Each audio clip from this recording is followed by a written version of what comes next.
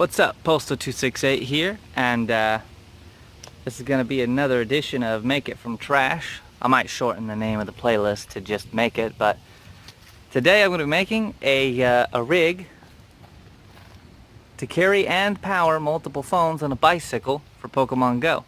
Okay, what will you need before you even decide to take on this project? I suggest a Wi-Fi hotspot. I'm having to use two because for some reason these won't let more than like two phones connect. So for my fifth phone, it's using its own phone service. You're gonna need several old phones that can run Pokemon Go, and then something that you want to use for the power source. I'm using this netbook, but you can use multiple power banks, whatever your choice is, and you can modify this design based on whatever you're using. You also need a bicycle, and that's all you really need besides materials, which we'll go over in a second, and tools.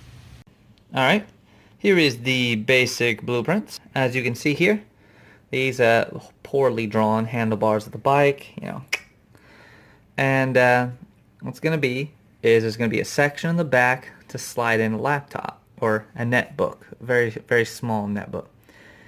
Then we're going to have walls that come up the sides.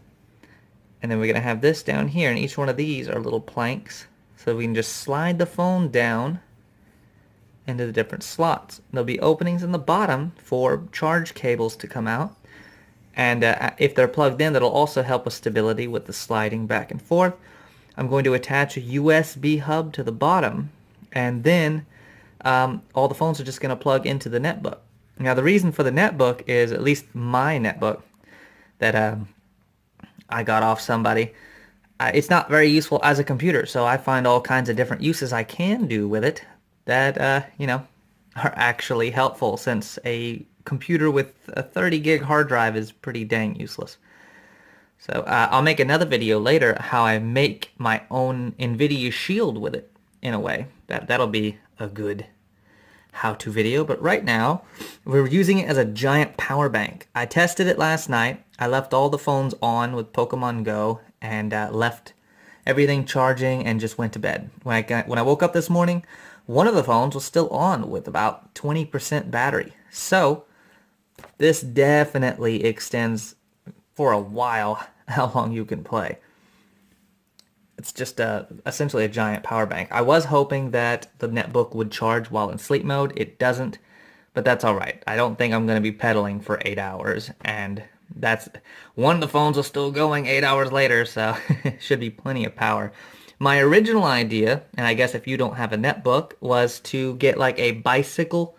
They make these little generators that you can attach to a bicycle to power a headlamp. And basically it's a little alternator that just is turned by the wheel. I was going to rewire one of those off of a video I saw to charge a power bank, and I was going to use two separate power banks. And basically one power bank would be running the phones and one power bank would be charging, and I would switch them out as needed. But then I figured with 5 or more phones, a single power bank isn't going to be, or at least mine, because I've got just ones that were laying around, mine aren't going to be powerful enough. That's why I switched to the netbook option. It's simpler. I have a netbook laying around, and it's just more effective and easier. So as you can see here, laptop in the back, phones in the front. And there'll be 2 supports. We're going to strap them to here, and then I'm going to have a strap on each end on the back of this. So without further ado, I guess we'll get to building. Alright, so let's go over tools and materials. Obviously you need a bicycle. This was my bike as a child, which has needed a lot of work. As you can see, it is quite rusted from when it was stored. Both the tires were flat. I don't suggest doing this because apparently Fix-A-Flat's not made for tubes, but I just filled the crap out of these with Fix-A-Flat. The handlebars, I'm going to have to wrap the grips, I'm going to have to wrap it in duct tape because those were expensive grips when I was a kid, but they have melted, so they are practically unusable. And yeah, I did paint the bike gold when I was a kid. I liked Grand Theft Auto San Andreas, and there was a bike I liked that was gold. Don't judge me. Alright, you'll need some scrap bits of wood. Yeah, free wood is easy to get. Go to like a construction site, and usually there's a bunch of free wood in the dumpster. But some of this is from my old porch where the carpenters Our landlord had the porch rebuilt because it was falling apart, and so some of that's left over. I found that in a dumpster, and I got that from a construction site. So I mean, I've got various amounts of wood just always laying around. And for your tools, you're just gonna need a drill and a circular saw. It makes things easier, but I suppose you could use a hand saw and a screwdriver if you got all day, or nails and a hammer, you know, whatever your preference is. I like a drill and a circular saw. I would also suggest that you get some screws, but I'm going to be taking the screws out of this thing, so I don't need them. Get out. Screws.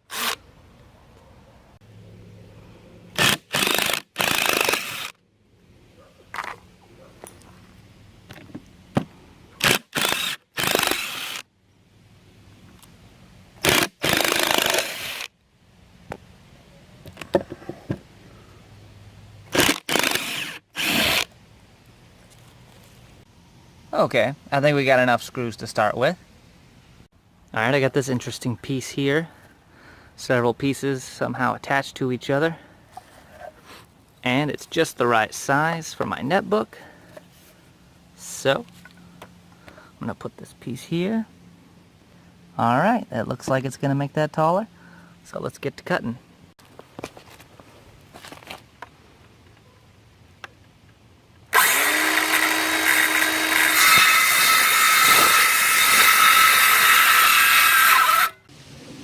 That is the perfect size. Now we will have to drill holes and such, or modify this a little bit more to ensure that all the power cables and everything can get in there. Alright, there we go. So now we can access the USB ports on the sides, because this is going to be a big power bank essentially. Okay, so now that we have that all how we want it, I've measured out a piece of, well, particle board, plywood, whatever you want to call it. And I'm going to put that over the top. And I'm going to put screws in it.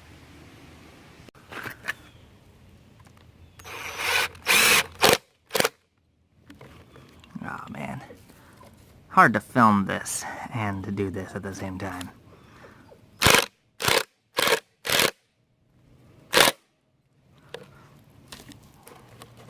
Alright.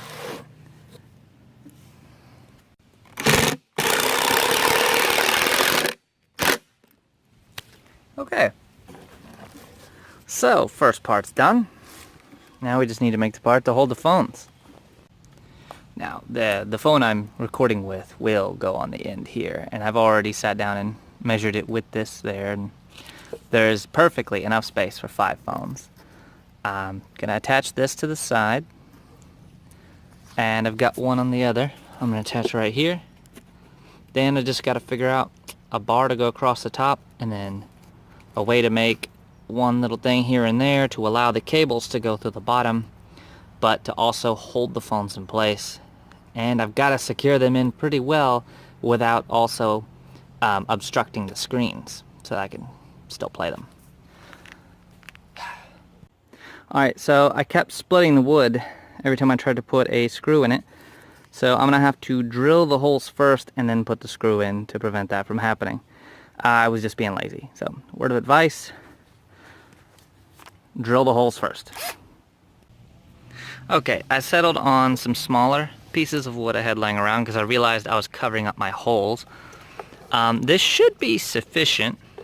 So you see, it's going to, you know, I might put something up top to help with stability. I'm thinking maybe like a screw and then a rubber band to go across the top, something that's not permanent to help with the upper stability. But this right here, it's tall enough.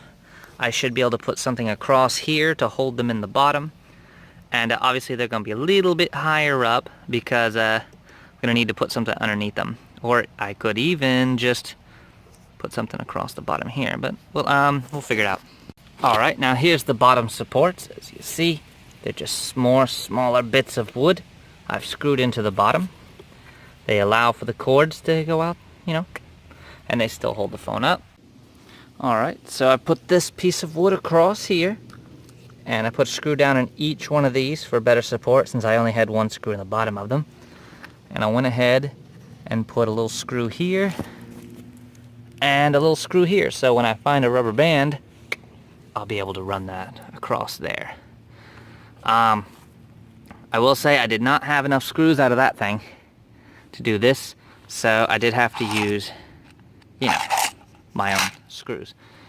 But yeah, screws are cheapish. Now for the fun part is figuring out how to attach this big heavy thing to the handlebars of this bike. Alright, so next I attached a 2x4 to the back like so.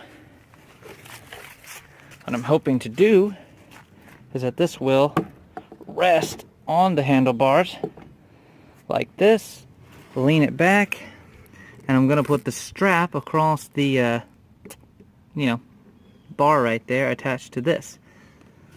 Then let me hold this up with my... Alright, then I'm going to take these, oops, right here. They go down to the forks. And I'm going to put a strap on the inside of the fork screwed into the wood. One of these on each side. Then it should be done. I just don't have any straps, so I'm going to have to buy those. Alright, it was a little tricky. I'm still not perfect. It took a few tries to cut the angle, but this should be what your finished product looks like right here before you attach it to the bike. I may need to trim these down a little bit after I get the straps, but yeah, the hard part is done. Now I just got to put it on the bike. Alright, now I've attached some straps there, and I've attached a strap on each fork, and so it is done. So I'm just going to do a few things to try to make it look a little better. You know, I don't really feel like painting it and everything right now, but I've got some old trading card mats, and I'm going to put them here so that, you know, I'm not scratching up my phones. Alright, and like I said, I'll get something more permanent later, but for now this serves as a good temporary solution. Unless I can find some of these, or like mouse pads or something to stick in there. See, once I get it plugged up, I wrapped the cables around the forks for now. I don't have a USB hub just yet, so I can only plug in 3 phones at a time, but they're coming out of there pretty smoothly. And we are ready to go. Alright, well, I hope you enjoyed the video. Thank you for watching. I am a new channel, so if you could, hit the subscribe button, hit the bell. Let me know in the comments if you liked it. Let me know in the comments if you didn't like it. And be sure to hit like or dislike. Like I said, I don't care if it's bad or good. I want feedback. I want to know what you guys enjoyed and what your opinions were. But thank you very much for watching. This has been Postal268 on How to Be Broke, and you guys have a wonderful Sunday.